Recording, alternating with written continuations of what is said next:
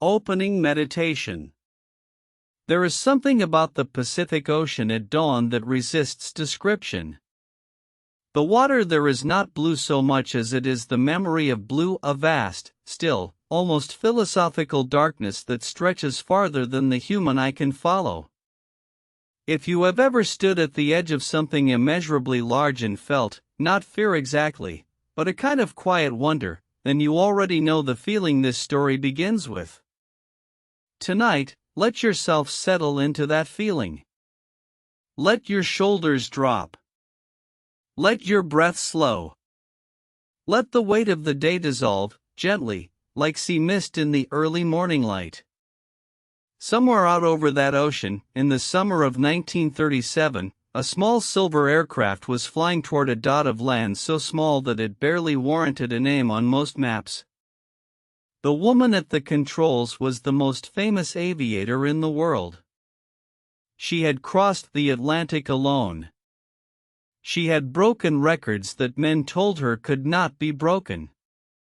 And on this morning, the 2nd of July, 1937, she was flying into a silence from which she would never return. We do not know exactly what happened. That is part of what makes this story one of the great, quiet mysteries of the 20th century. But tonight, we are going to follow her there, slowly, gently, through the full arc of her life, her flight, and the last transmissions that still echo, somehow, across all those decades of ocean and sky. Let your eyes close. Let your body soften into wherever you are resting. And let this story carry you, slowly, to the edge of the known world. Part 1, The Girl from Atchison. There is a house still standing in Atchison, Kansas, on a bluff above the Missouri River, its white clapboard siding worn soft by more than a century of prairie wind. The rooms inside are small and warm and full of the particular stillness that old houses keep, like a held breath. On the 24th of July, 1897, in an upstairs bedroom of that house, a child was born who would one day fly higher and farther than anyone in that quiet river town could have imagined. Her name was Amelia Mary Earhart. And from the very beginning, she was difficult to contain. Her grandmother, Amy Otis, was a woman of considerable standing in Atchison, the kind of woman who kept a strict household and held firm opinions about what was appropriate for young girls to do and say and aspire to. Her grandfather, Alfred Otis, was a retired federal judge. The Otis home was a place of order and expectation, and it was here that Amelia spent much of her early childhood, while her father, Edwin Earhart, struggled, sometimes gently, sometimes desperately, to find his footing in the world. Edwin Earhart was a dreamer of the most sympathetic kind. He worked for the railroad, moving from city to city, chasing promotions that came slowly if they came at all. He was warm and imaginative and full of stories, and Amelia adored him. But he also drank, on and off, in the way that some men do when the distance between what they hoped for and what they have becomes too large to cross sober. This shadow would move through Amelia's childhood like weather, sometimes distant, sometimes very close. Her mother, Amy Earhart, was a different kind of person entirely. She was unconventional for her time and proud of it. She refused to put her daughters in the heavy, restrictive bloomers that most mothers dress their girls in, preferring instead comfortable dark clothing that allowed them to climb and run. She took them sledding. She encouraged their curiosity. She pointed at the world and told them it was theirs to explore. And so young Amelia explored it. She kept a scrapbook of newspaper clippings about women who had achieved something, doctors, lawyers, film producers, managers of businesses, pasting them into her book like a private correspondence with a future she had not yet been able to name. She climbed trees and hunted rats with a rifle her mother bought her. She built a homemade roller coaster in her grandmother's backyard using wooden planks and a great deal of determination, and when the first run sent her flying and tumbling to the ground, she stood up, brushed off her dress, and said, "It's just like flying." She was 7 years old. Childhood in the Earhart household was peripatetic and often uncertain. The family moved frequently Des Moines, St. Paul, Chicago, Kansas City following Edwin's work and his hopes, which were always just a little farther down the track. Amelia attended 6 high schools before finally graduating from Hyde Park High School in Chicago in 1916. In each new city, she arrived as a stranger and had to build herself a place among people who already knew one another.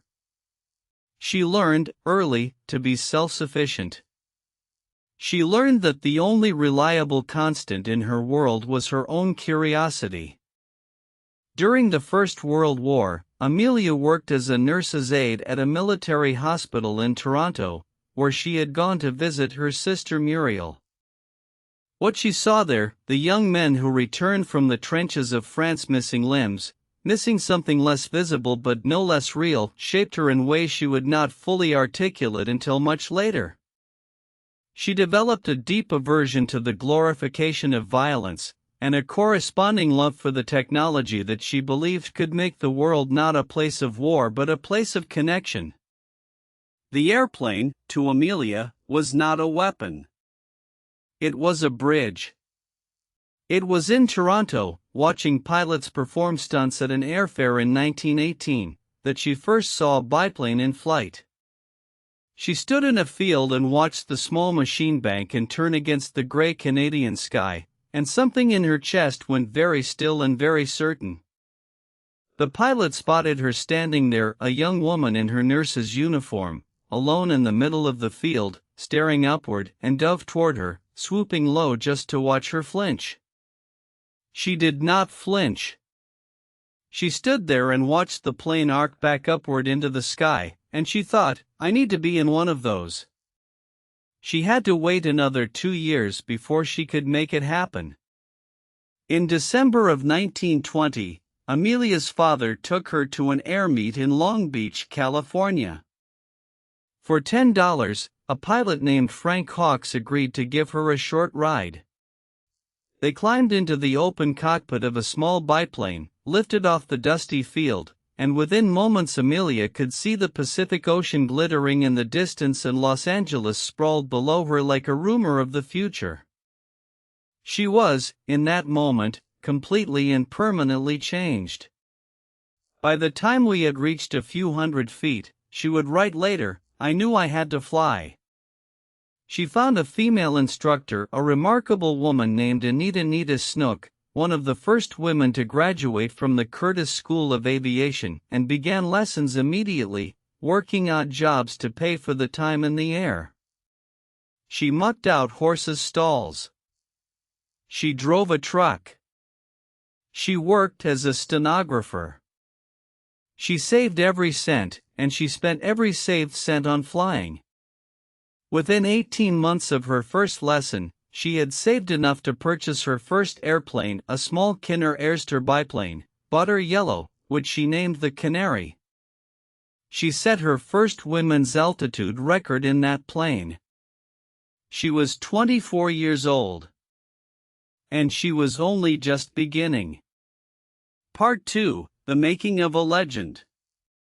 There is a particular quality to celebrity that the early 20th century had not yet learned to manage well. Fame, when it arrived all at once, in newspaper headlines and radio announcements, in speaking tours and product endorsements, in the particular hunger of a public that had not yet been trained to look away. When Amelia Earhart became famous, she became famous with a completeness and a speed that must have been, at times, bewildering. But that is getting ahead of ourselves. Before the fame, there were years of quiet work. After her early flying lessons, Amelia's family finances deteriorated sharply. Her father's drinking worsened. Her parents' marriage eventually collapsed. Amelia found herself needing to support not just her own ambitions but her mother and sister as well. She moved to Boston and took a job as a social worker at Dennison House, a settlement house in the South End that served immigrant families, Syrians, Chinese, Canadians, who were navigating the hard edges of a new country. She was good at this work. She was patient and warm and genuinely curious about the lives of the people she helped. She taught English, organized activities, and threw herself into the community with the same totality she brought to everything. But she kept flying, on weekends, whenever she could. She joined the local aeronautical society and wrote newspaper columns about aviation. She was, even then, building something, although she could not have told you exactly what. The phone call that changed everything came in April of 1928. It came through a man named Hilton Rayleigh, who had been asked by publisher George Putnam to find a suitable American woman to fly across the Atlantic Ocean as a passenger aboard a Fokker trimmer called the Friendship. The flight would be piloted by two men, Wilmer Stultz and Lewis Gordon, but the woman who accompanied them would become famous overnight. What Putnam needed was someone capable of handling that fame gracefully. What Rayleigh found, when he called Dennison House and asked to speak with Amelia Earhart, was someone who was more than capable. She was ready. She looked, as everyone immediately noted, remarkably like Charles Lindbergh, who had made his solo crossing of the Atlantic the year before and had become the most celebrated man in America. The resemblance was striking enough that she was soon being called Lady Lindy, a nickname she found more flattering than accurate, given that Lindbergh had actually flown his own aircraft. George Putnam understood exactly what he had found.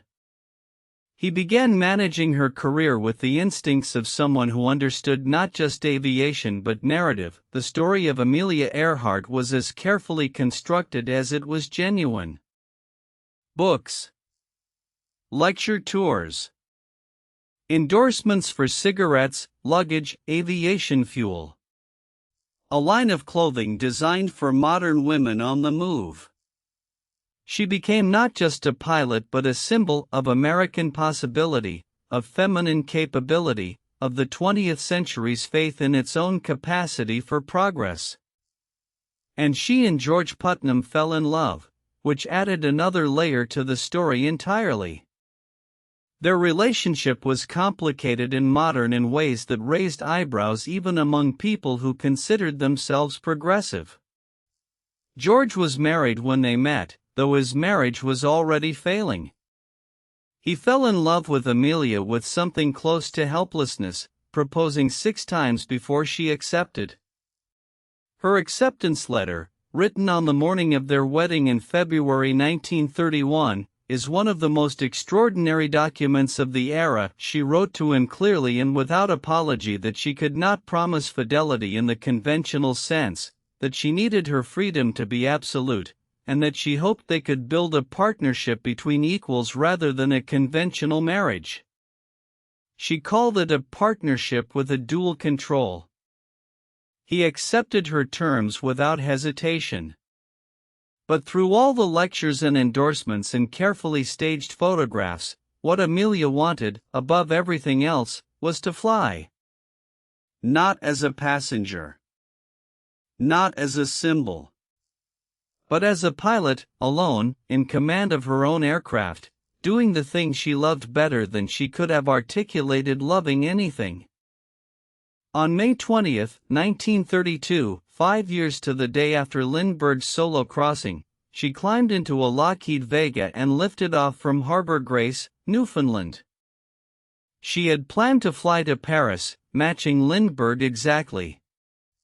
But the flight became something much harder than planned. She encountered violent storms, icing on the wings, a cracked exhaust manifold that sent flames licking along the side of the fuselage, and an altimeter that failed, leaving her flying blind through cloud with no way of knowing how close to the ocean's surface she was. She once dove through cloud and broke into clear air just in time to see the whitecaps of the Atlantic only a few hundred feet below. She landed, instead, in a field in Northern Ireland. A startled farmer came out to meet her. "Have you come far?" he asked. "From America," she said. She had become the first woman to fly solo across the Atlantic Ocean. She received the Distinguished Flying Cross from Congress. She was received by President Herbert Hoover at the White House.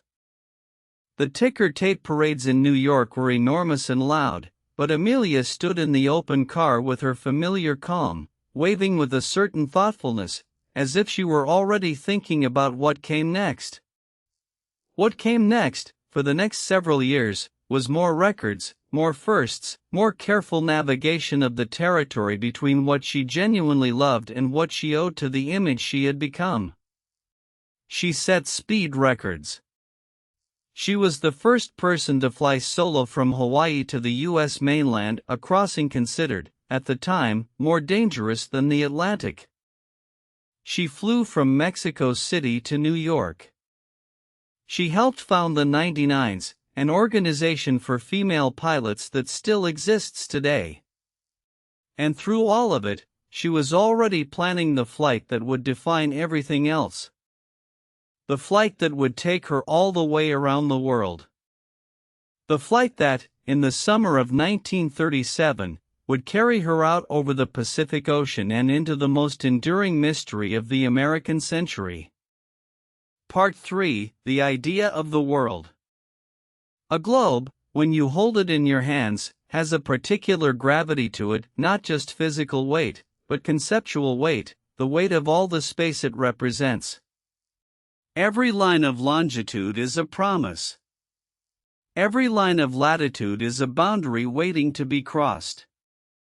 In the mid-1930s, a small number of aviators had circumnavigated the globe by air, but none had done it along the longest possible route, the equatorial path, which adds approximately 25,000 miles to the journey and passes over some of the most challenging geography on Earth.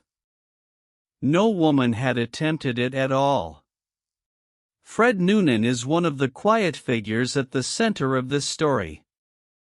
He deserves our attention, because he was remarkable, and because his fate became inseparable from Amelia's. Frederick Joseph Noonan was born in Chicago in 1893, the son of Irish immigrants. He went to sea as a teenager, spending nearly 2 decades as a merchant mariner before transitioning to aviation in the 1930s. He was one of the most skilled celestial navigators alive, a man who could fix his position on the Earth using nothing but a sextant, the stars, and mathematical tables worked out in a notebook balanced on his knee. He had helped Pan American Airways chart its trans-Pacific routes, flying the famous China Clipper service that connected San Francisco to Manila. He knew the Pacific, in the way that only someone who has crossed it many times, in aircraft that had no business being that far from shore, could be said to know it. He was also, like Edwin Earhart before him, a man who drank. He had lost his position with Pan American partly because of it. He had recently married only weeks before the Earhart flight and was, by most accounts, committed to sobriety. His wife believed in him completely. George Putnam was skeptical. Amelia was, characteristically, willing to give him the chance. The aircraft chosen for the flight was a Lockheed Electra 10E, a twin-engine, all-metal monoplane that had been substantially modified for the journey. The standard passenger configuration was stripped out and replaced with enormous fuel tanks, capable of holding more than 1,000 gallons, giving the aircraft a maximum range of roughly 4,000 miles. The fuselage was fitted with a radio system, 2 transmitters, 2 receivers that allowed communication on several frequencies. The plane also carried a trailing antenna, hundreds of feet of wire that could be reeled out for low-frequency transmission, though the later loss of this antenna would become significant. The plane was, in the language of the era, a flying gas tank. Most of its weight, when fully loaded for a long over-water leg, was fuel. The margin for error was extremely thin. The original plan called for Amelia to fly west, departing from Oakland, California, and circumnavigating the globe westward toward the Pacific. This first attempt was made in March of 1937, but ended in disaster almost immediately. On the takeoff roll in Honolulu, on the second leg, the heavily laden Electra ground looped a violent sideways skid caused by a blown tire or a landing gear failure, the exact cause disputed, and slid off the runway on its belly, crumpling the undercarriage and damaging both engines. The aircraft had to be shipped back to the Lockheed factory in Burbank for extensive repairs. The first attempt was over. This was a devastating blow, not just psychologically but financially. The first flight had cost an enormous sum, partly funded by Purdue University and partly by private investors. The repair bill was staggering. George Putnam scrambled to find additional funding. Amelia, who had a horror of failure that she rarely spoke about publicly, spent the weeks of repair in a kind of contained, quiet urgency, writing, giving interviews, managing her image, but privately, those who knew her well said she seemed thinner, more tightly wound, like a wire under tension. When the repaired aircraft was ready, the decision was made to reverse the direction of the flight, to fly eastward, from Oakland to Miami to South America to Africa to Asia to the Pacific. The prevailing winds in the upper atmosphere made an eastward equatorial route somewhat less favorable in certain segments, but logistically, the reverse direction made the planning somewhat cleaner. They departed Oakland for Miami on May 21, 1937. The eastward circumnavigation had begun. The journey across South America, Africa, and Asia took 5 weeks. It was grueling in the way that all long-distance aviation of that era was grueling, not romantic, exactly, but intensely physical. The cockpit of the Electra was small and noisy and vibrating. The engines were loud enough to require shouting for conversation. The heat over Africa was stupendous, rising off the desert in shimmering columns that made the air unpredictable and the flying exhausting. The monsoon rains over Asia soaked through everything. Amelia and Noonan communicated mostly by passing notes back and forth, a small, human detail that surfaces in the accounts of ground crews and mechanics who serviced the plane at various stops. They stopped in San Juan, Venezuela, Suriname, Natal, Dakar, Khartoum, Karachi, Calcutta, Rangoon, Bangkok, Singapore, Bandung, Darwin, La. At each stop, they rested briefly, refueled, checked the aircraft, checked the weather, and pushed on. At Calcutta, Amelia described the heat on the runway as being like standing inside an oven. At Darwin, she had a mechanic remove the trailing wire antenna, a long copper wire used for low-frequency transmission, because it was heavy and she was told she would not need it for the remaining legs. This decision, made casually in the heat of an Australian morning, would later take on enormous significance. By the time they landed in La, New Guinea, on June 29, 1937, they had flown approximately 22,000 miles. They had about 7,000 miles remaining. Most of those remaining miles were over open ocean. The last major land stop was La. The next destination was Howland Island. Part 4, Howland Island and the Problem of Position. Howland Island appears on maps as a small parenthesis, barely 2 miles long, perhaps half a mile wide, sitting in the central Pacific Ocean about 1,700 miles southwest of Hawaii. It is low and flat, barely rising above sea level, its interior scrubby and bare, its beaches white coral that blinds in the tropical sun. It was and is almost entirely uninhabited, home to seabirds and nothing else except, in 1937, a temporary campsite of young men from the United States government. Those men were part of the American Equatorial Islands Colonization Project, a New Deal-era program that had placed small groups of young native Hawaiian men on remote Pacific islands as part of an effort to establish American territorial claims before Japan or another power could do so. Howland Island had a small camp, a few tents, a water cistern, and a radio receiver that had been set up specifically to receive and relay transmissions from Amelia Earhart's aircraft. The men stationed there had also arranged, on the beach, a series of smudge pots, oil-burning devices designed to produce heavy black smoke columns that Earhart could theoretically spot from the air, even if she could not find the island itself by visual search alone. They had cleared a short landing strip.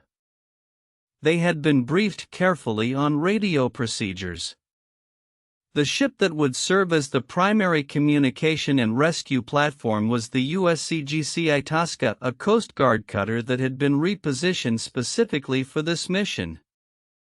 The Itasca was anchored near Howland Island, transmitting signals and standing by to assist. Its radio operator, Chief Radioman Leo Bellarts, was experienced and careful. He had been given Amelia's flight plan and her intended radio frequencies. The Itasca's direction-finding equipment was calibrated for certain frequency ranges. The frequencies that Amelia would need to use for the direction finder to work effectively were on the higher end of its range, around 7.5 MHz. But there was ambiguity in the pre-flight communications about which frequencies would be used and when. Messages were sent through multiple intermediaries: the U.S. Navy, Putnam in California, Amelia in New Guinea, the Itasca at sea, and somewhere in that chain, information was garbled, misunderstood, or simply lost. There was also the matter of the trailing wire antenna that Amelia had left behind in Darwin. That antenna had been critical for low-frequency transmission, for Morse code, specifically, on the frequencies that the Coast Guard network monitored most readily. Without it, her ability to transmit on certain frequencies was significantly reduced. Whether she fully understood this limitation is unclear from the historical record. What is clear is that the Itasca's radio operators were frustrated, in the hours before her arrival, by the difficulty of establishing two-way communication. There is something quietly poignant about this failure, not of equipment exactly, but of coordination, of the accumulated small errors that compound in the way that only happens when many different systems, maintained by many different people, must work in precise harmony at the worst possible moment. No single person made a catastrophic error. The chain of communication simply had too many links, and somewhere in those links, something essential slipped through. Meanwhile, in La, Amelia and Fred Noonan were preparing for the most demanding leg of the entire journey.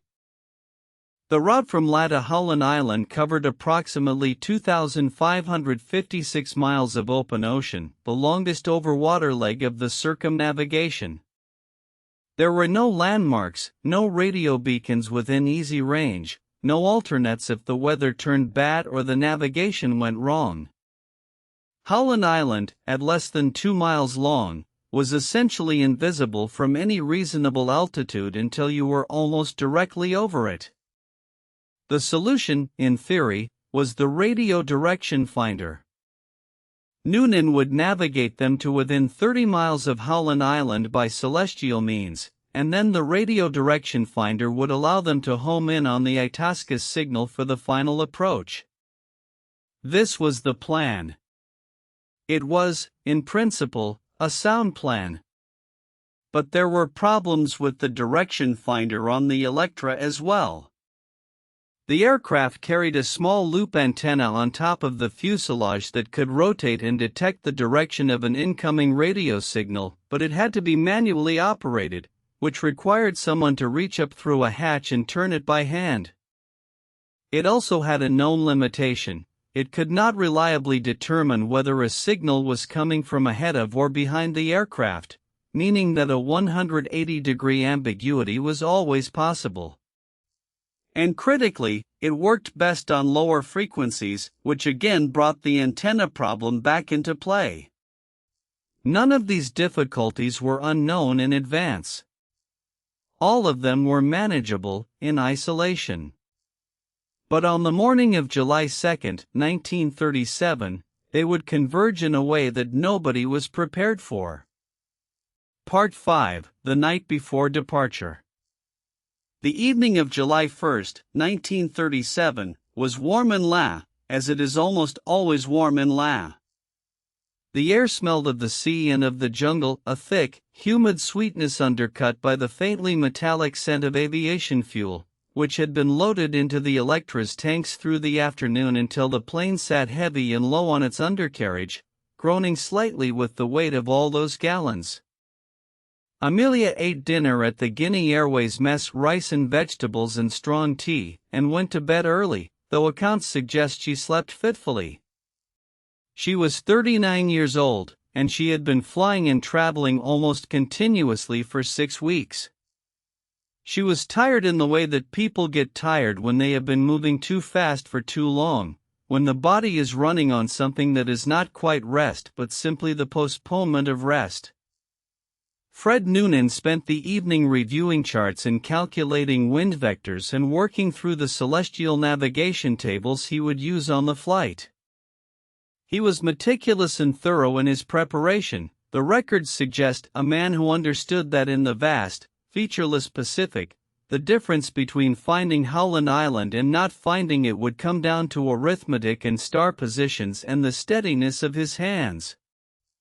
The mechanics at the Guinea Airways station had spent the day going over the aircraft. It was in good mechanical condition, both engines healthy, instruments reading correctly, fuel load verified. The plane had covered more than 20,000 miles and was in better shape than many much younger aircraft. The engineers who looked it over that day found nothing to concern them. A few details from the final hours in La remain in the historical record. Eric Chater, the manager of Guinea Airways, spent time with Amelia in the afternoon and noticed that she seemed preoccupied. He described her as quieter than she had been on earlier stops, more interior. Whether this was exhaustion, or the particular gravity that settles over a person who is about to attempt something genuinely dangerous, or something else entirely, a presentiment, a worry she could not name, he could not say. Amelia wrote a letter from La that afternoon, addressed to George Putnam. The exact contents of that letter are not publicly known. It was among the private correspondence that George kept and only partially made available. But she had a habit, on long flights, of writing what she called her popping off letters that were meant to be opened only if she did not return. She had written them before dangerous flights before, and they were full of the kind of clear-eyed affection and practical instruction that suggested she understood, always, that death was a real possibility and chose to fly anyway. That night, lying in a simple wooden room at the Guinea Airways station, listening to the jungle sound its nighttime music outside the screened window, she wrote at least one such letter. We can only imagine what it said. The departure was planned for the early morning of July 2nd. The runway at La was short and unpaved, a grass strip that ran out toward the sea, giving the aircraft the option, in extremis, of lifting off over the water if it could not gain enough altitude over land. The Electra, fully loaded, would be at the very upper limit of its maximum weight for takeoff. At approximately 10 in the morning local time, Amelia started the engines. The witnesses who were there, mechanics, Guinea Airways staff, a few local people who had gathered to watch, described a long takeoff roll, the engines roaring at full power, the plane moving down the strip with agonizing slowness, gathering speed, the wingtips barely trembling. She used nearly all of the runway. At the very end, the aircraft lifted, climbed slowly, and disappeared over the water to the east. The people on the ground stood there for a moment in the sudden quiet, listening to the sound of the engines fade. Then they went back to their ordinary lives, and the sky over La was empty. Part 6: The Long Approach. The Pacific Ocean, in the hours between midnight and dawn, is a darkness of a very particular quality. There are no landmarks, no city lights, no fishing boat lanterns, nothing but the undifferentiated dark of water and sky blending at a horizon you cannot see. The stars, in that absence of light pollution, are brilliant and dense, a river of them arching overhead, the Milky Way so clear it seems close enough to touch. Fred Noonan would have been working by those stars for most of the night. The Electra cruised at around 150 miles per hour at altitude, its engines running with a steady, deep thrumming that you felt as much in your chest as heard with your ears.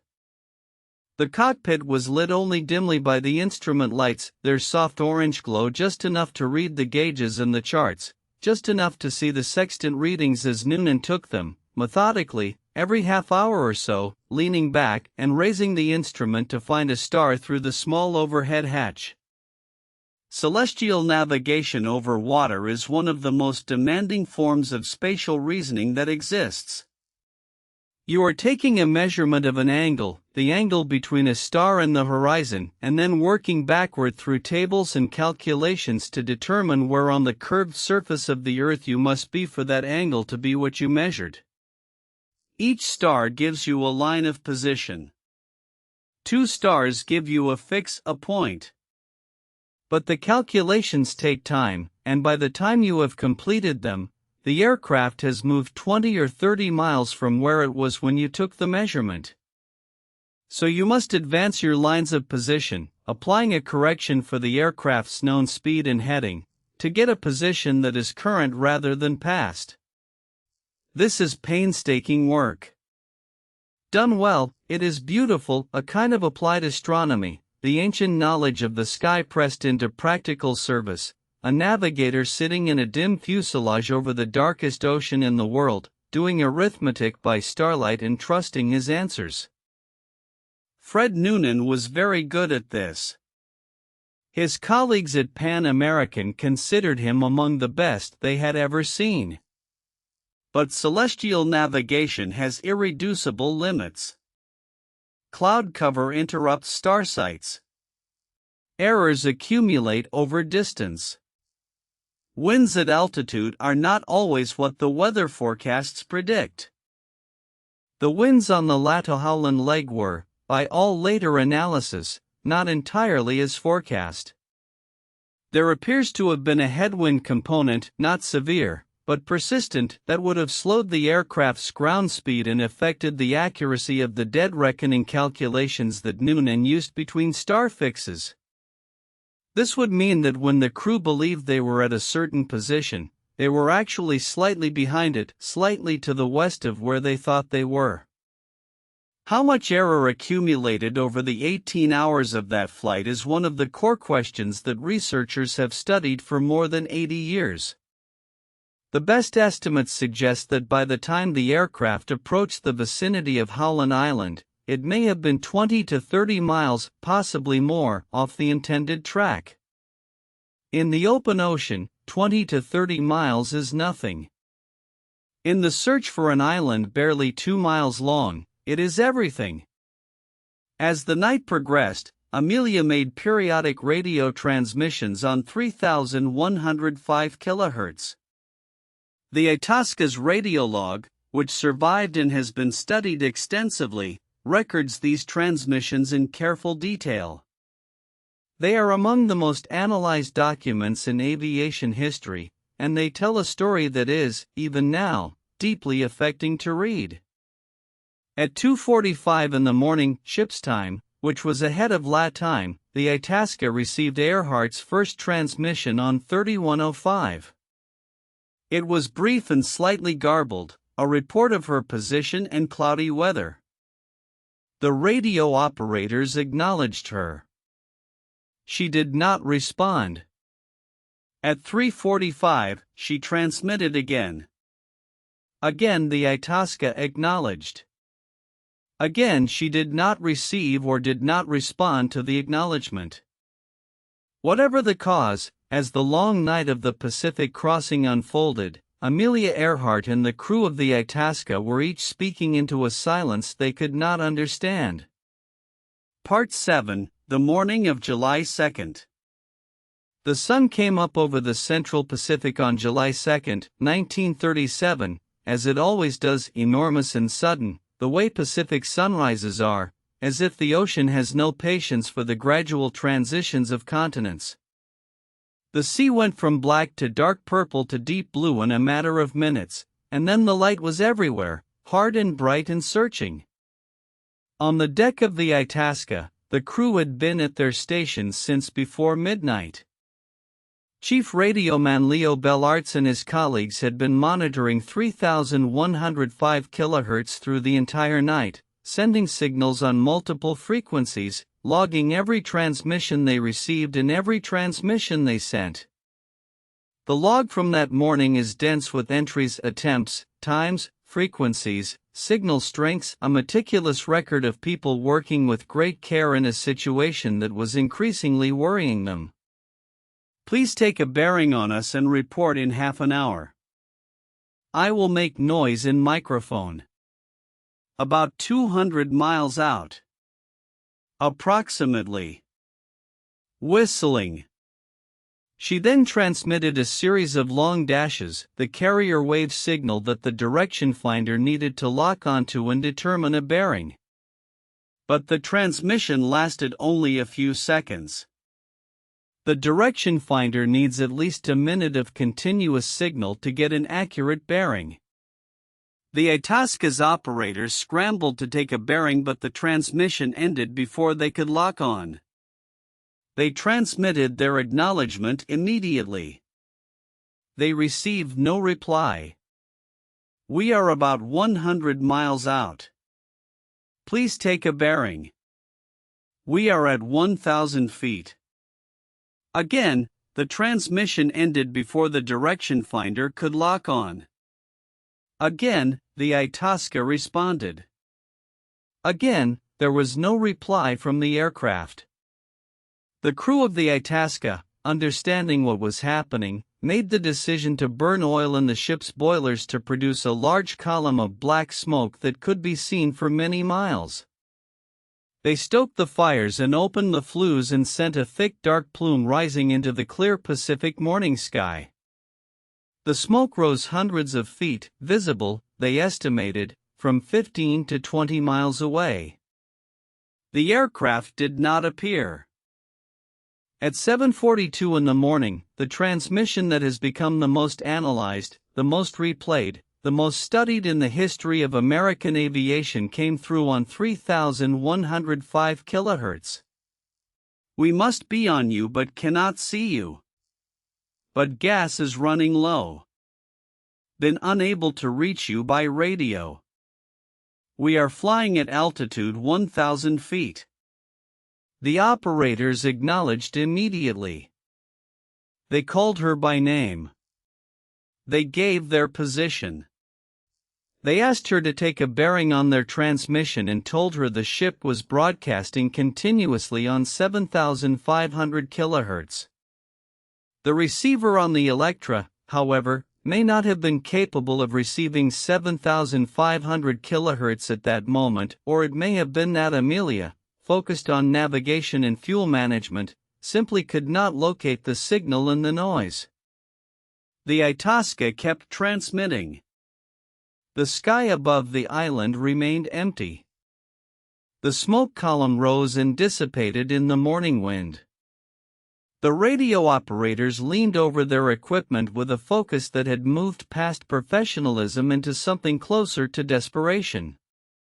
At 7:58, she transmitted again. Shorter this time. More urgent. Signal strength S5, still very close. She said, "We are circling but cannot see the island. Cannot hear you. Go ahead on 7500 either now or on the scheduled time on half hour. The Itasca transmitted on 7500 continuously. The sky remained empty. The radio operators listened with the particular quality of listening that is like holding your breath, the kind of listening where every moment of silence is more information than you want. We are on the line 157/337. We will repeat this message. We will repeat this on 6210 kHz. Wait. Listening on 6210. We are running north and south. And then the frequency went quiet. Part 8, the line of position. We are on the line 157/337. These 8 words have occupied the attention of aviation historians, search crews, amateur investigators, and professional analysts for more than 80 years. They are the last words Amelia Earhart is known to have spoken, and they contain, buried inside them, a piece of navigation information that is both specific and tantalizingly incomplete. A line of position in celestial navigation is exactly what it sounds like. A single star sight gives you a line. Your aircraft is somewhere along this line. 2 lines give you a point. But in that final transmission, Earhart and Noonan had only 1 line. They knew they were somewhere on the line running from 157 degrees to 337 degrees, a line oriented roughly northwest to southeast, passing through or near Howland Island. What they did not know, what they could not determine from that single line alone, was where along that line they were. Were they northwest of Howland, on the 337 side of the line? Were they southeast, on the 157 side? Were they near the island, or were they 50 miles from it in either direction? They had made a decision. As Amelia announced, they were flying the line north and south, which is to say they were flying along it, running up and down the 157/337 line looking for the island, or for the Itasca, or for any sign of where they were. This was a logical search pattern given their situation. If they were on the correct line and near the island, running north and south along it would eventually bring them overhead. The problem, of course, was the fuel. The Electra had departed La with fuel calculated for approximately 24 hours of flight. By 8:43 in the morning, the aircraft had been airborne for approximately 19.5 hours. If the remaining fuel was as low as Amelia's earlier transmission had suggested, and fuel management on a long, uncertain ocean crossing, with winds not entirely as forecast, could easily result in lower reserves than planned, the aircraft had at most a few hours remaining. On the Itasca, the crew continued to transmit. They monitored every frequency available to them. They listened. Other ships in the area were alerted. The radio operators at the various Pacific listening stations were put on watch. But no further transmission from the aircraft was received. After 8:43 in the morning of July 2, 1937, Amelia Earhart and Fred Noonan were never heard from again. What happened next, in the minutes and hours that followed the final transmission, is the question that has never been answered. Was the aircraft still aloft? Did they find land somewhere, or was there only water beneath them when the engines finally stopped? Did they ditch at sea, and if so, how long did they survive before the ocean took them? Were they perhaps, against all probability, found by someone? These questions have been asked, quietly and obsessively, for nearly 9 decades. And while the ocean has offered some fragments of answers, it has never offered the whole truth.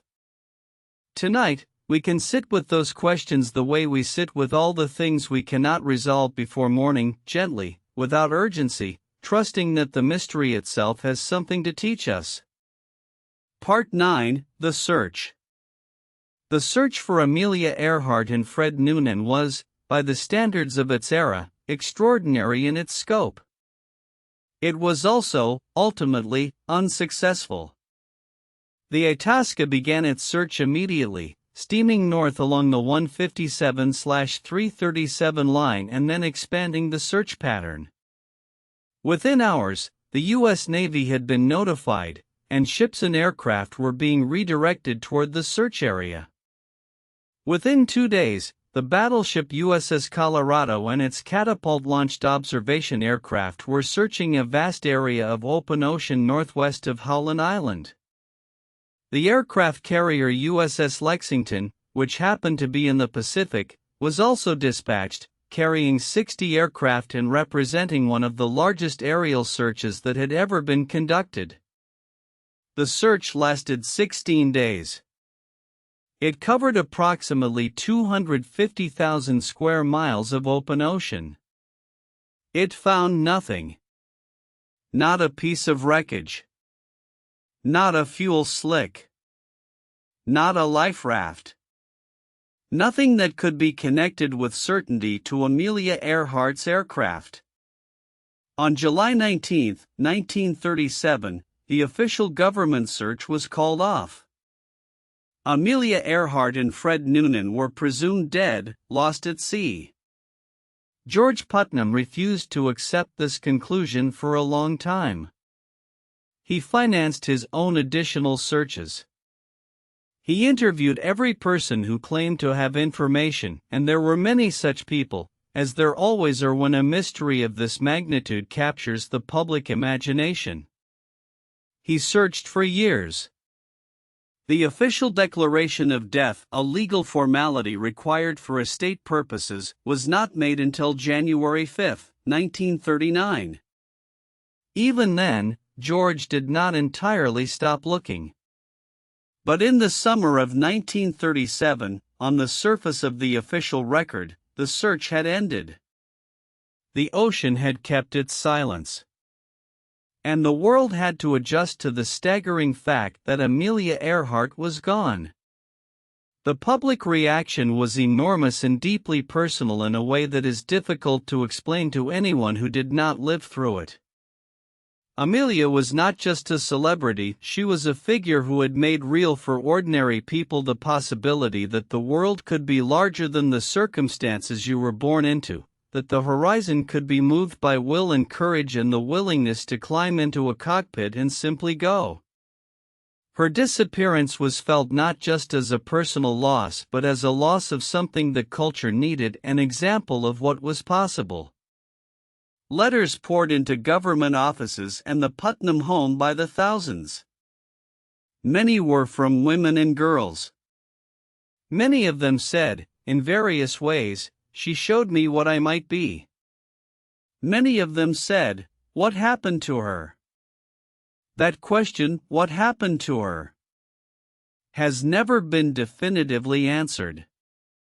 And in that continued uncertainty, the story of Amelia Earhart has grown into something even larger than the woman herself was.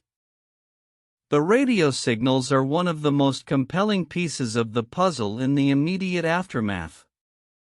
After the Itasca's last confirmed reception of 8:43 a.m., a series of radio signals were received by various listening stations that may have originated from Earhart's aircraft. These signals were received in the hours and days following the disappearance, on frequencies consistent with the Electra's transmitters, and some of them were strong enough to suggest an aircraft transmitting from a relatively stable position rather than one in distress at sea.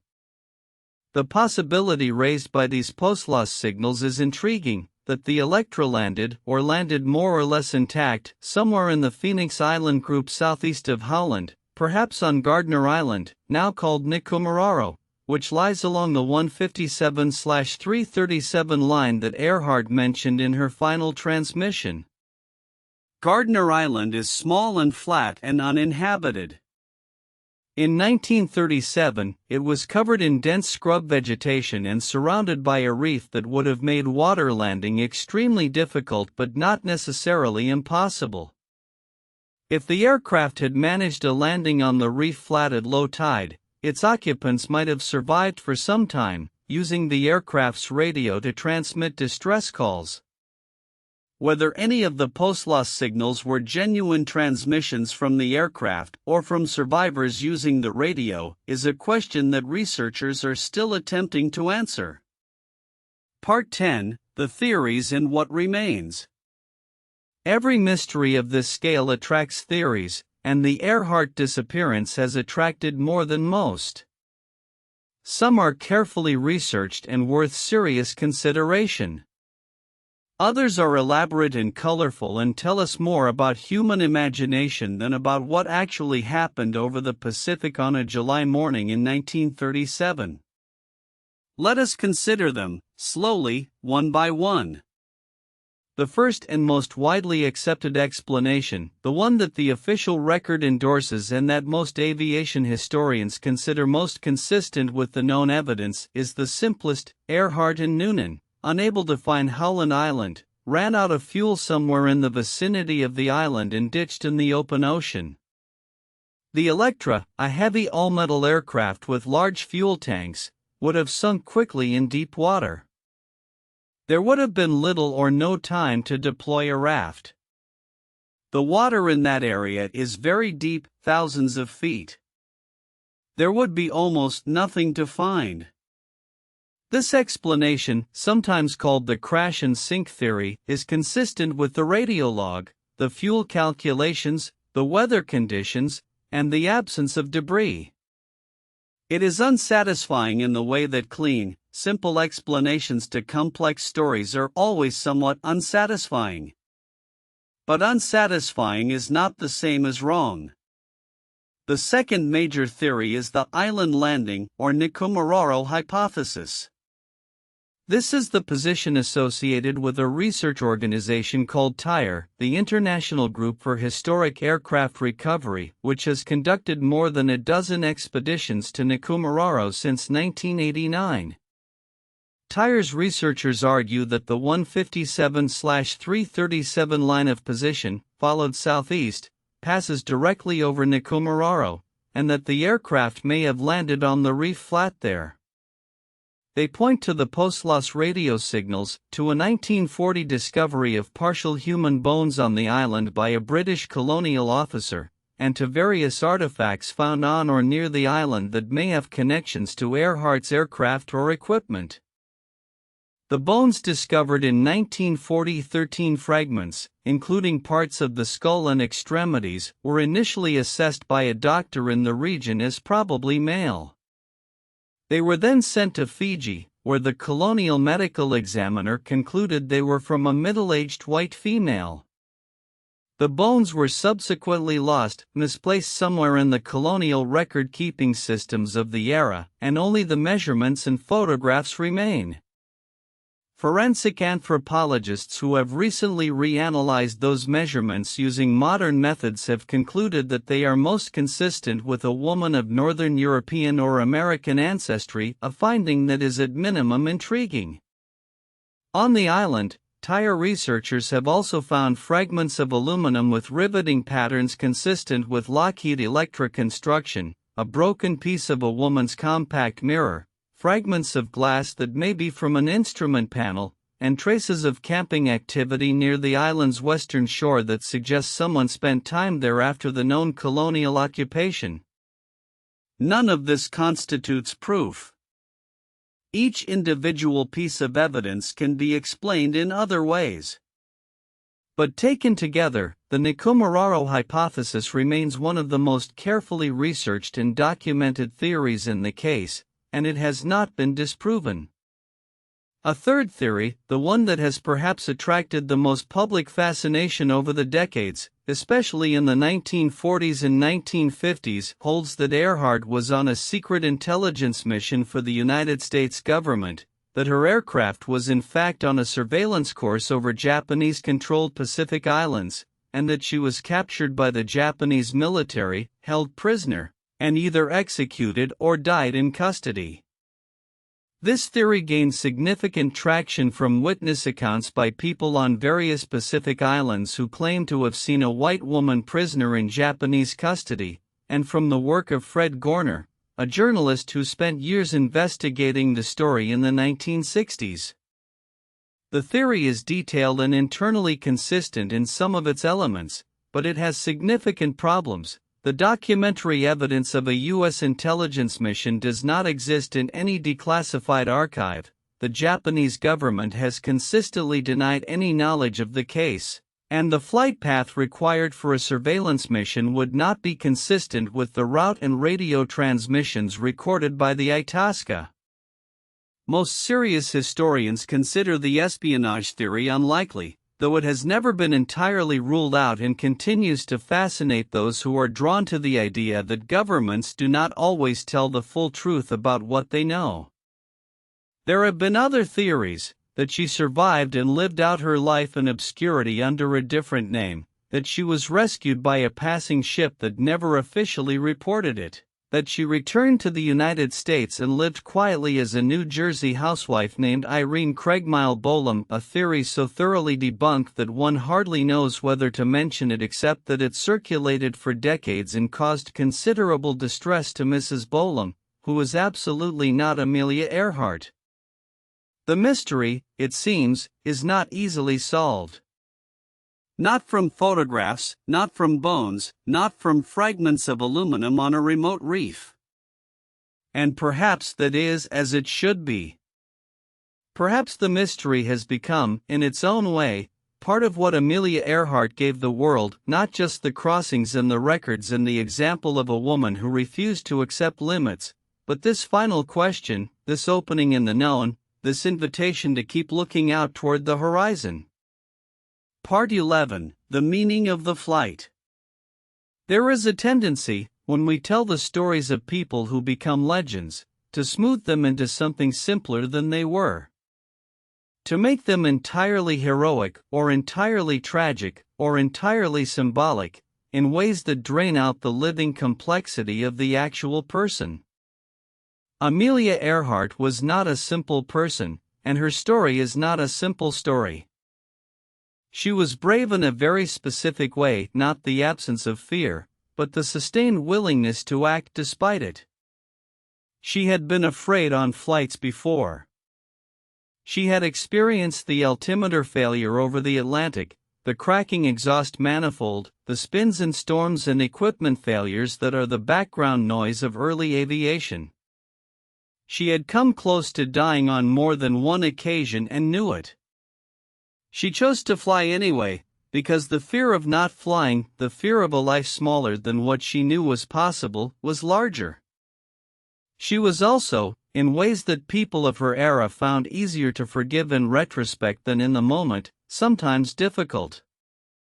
Her marriage to George Putnam, though genuinely affectionate and mutually supportive, was not a conventional partnership, and the unconventional terms she had laid out were not always comfortable for the people around her. She could be impatient with those who could not keep up. She had a perfectionist streak that expressed itself in a kind of remote self-sufficiency, a quality her friends admired and sometimes found isolating.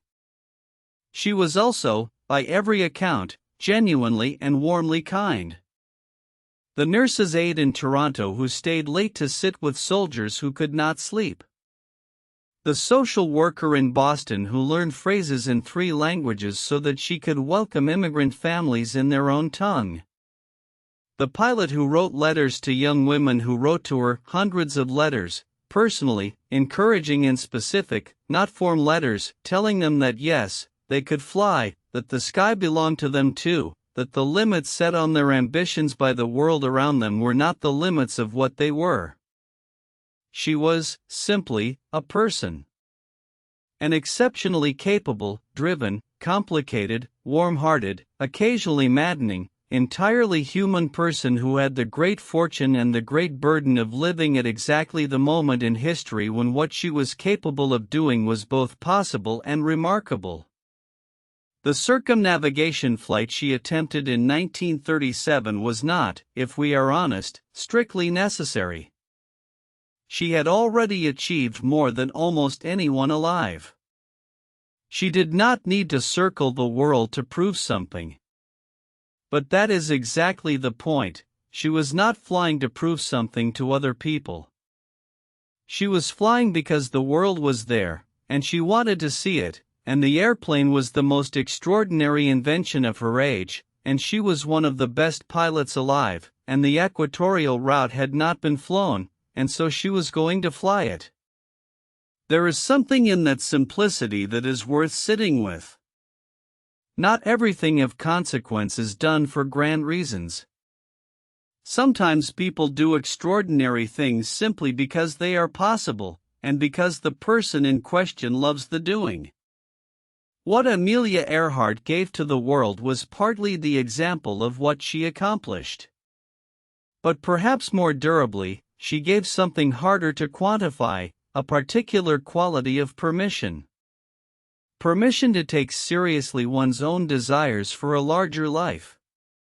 Permission to board an airplane metaphorically, or actually, and fly toward a horizon that most people had been told was not for them. The organization she co-founded, the 99s, now has more than 5,000 members across 30 countries. Many of them are women who came to aviation decades after Earhart's death, who grew up with her story as part of the background noise of what was possible, who opened a door they perhaps did not realize she had helped to build. Her disappearance, painful and unresolved as it remains, added another dimension to her legacy, the dimension of mystery, of the unfinished, of the question that cannot be answered but also cannot be abandoned.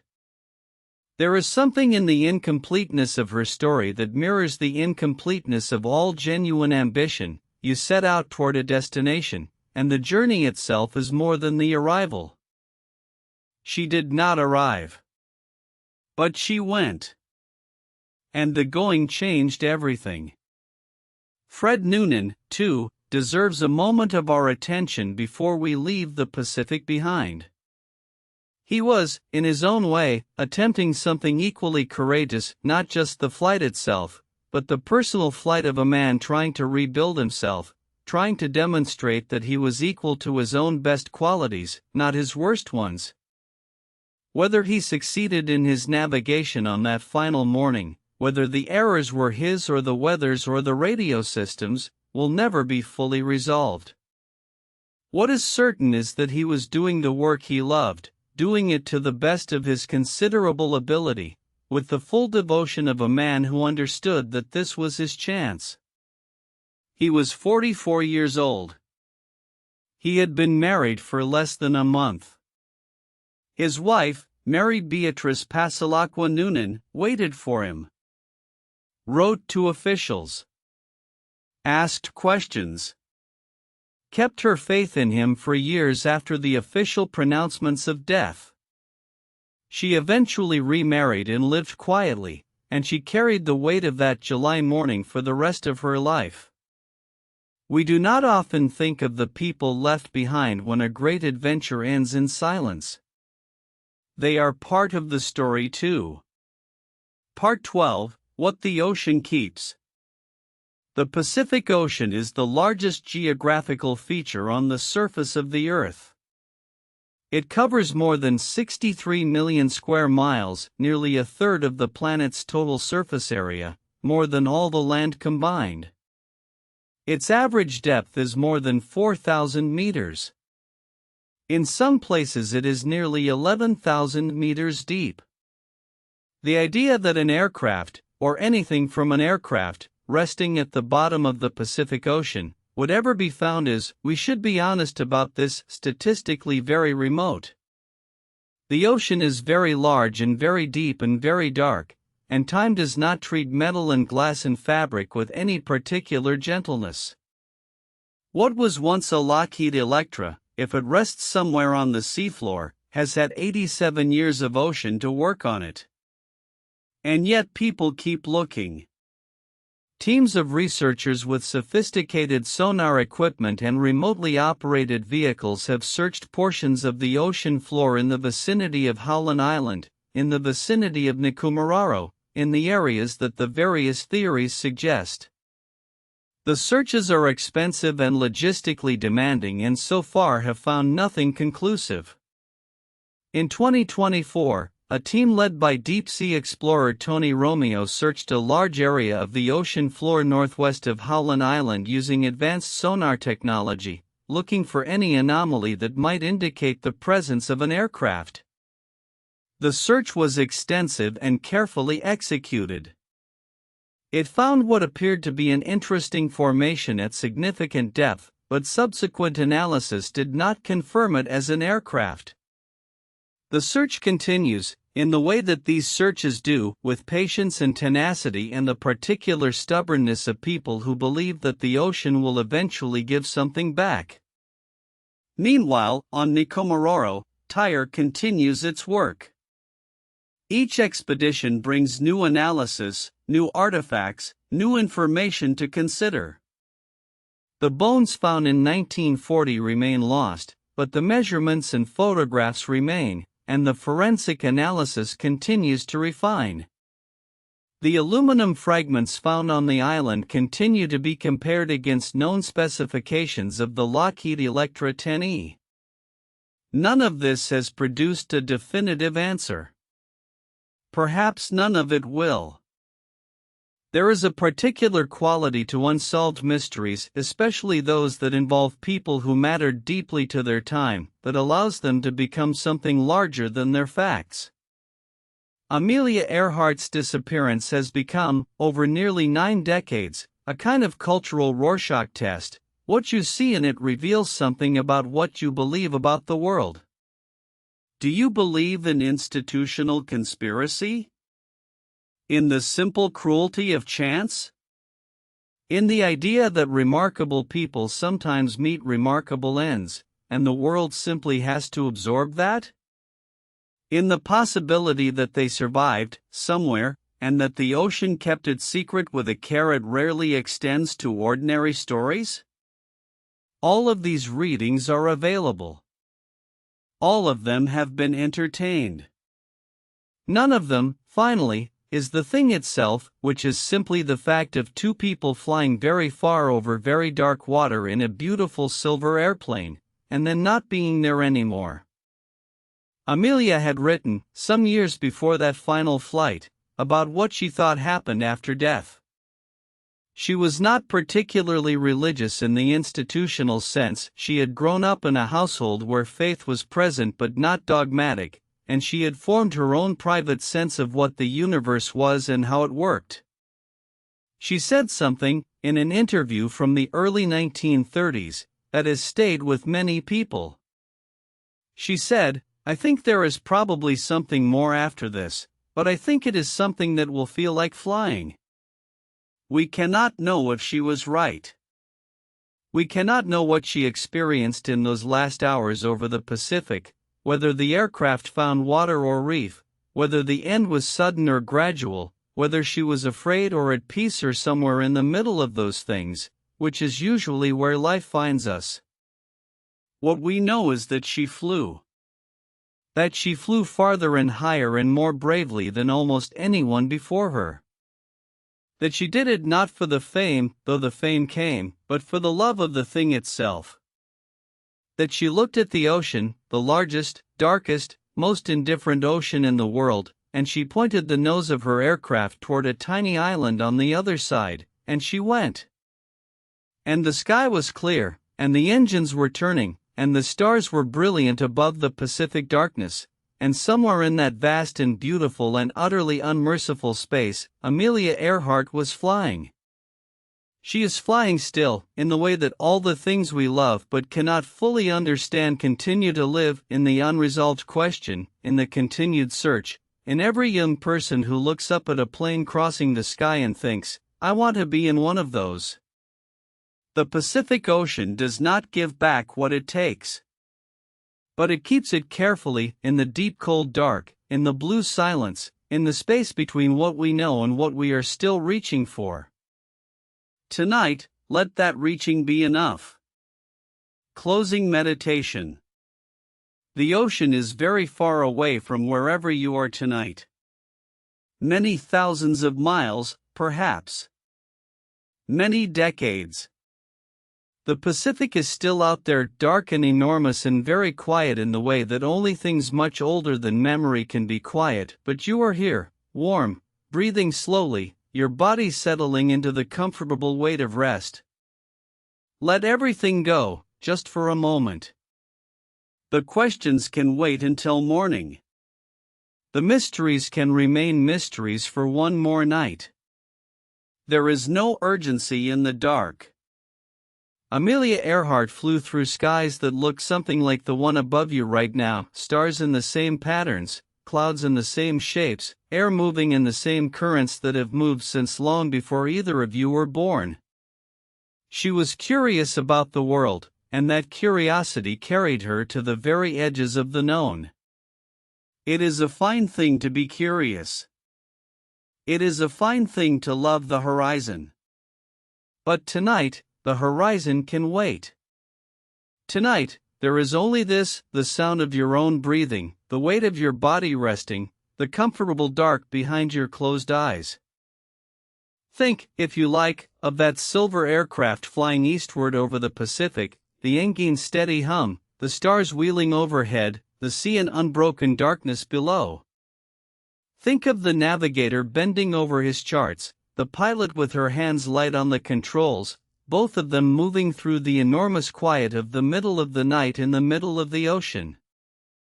There is something very peaceful in that image, if you let yourself find it.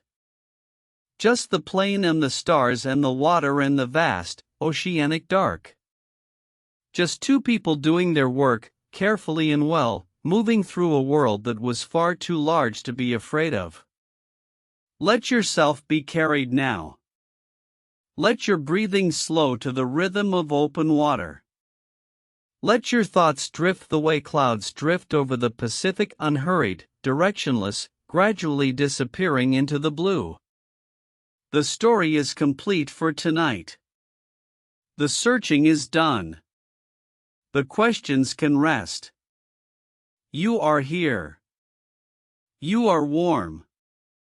The world is turning slowly beneath you, carrying you toward the morning that is still several hours away, and between here and there is only the long, quiet country of sleep. Rest now. The Pacific will still be there. The stars will still be there. And somewhere in the deep, unhurried chambers of the night, something like an answer is waiting, patient as the ocean, gentle as the dark. Sleep well.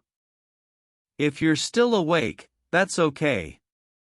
Just close your eyes and let the story carry you.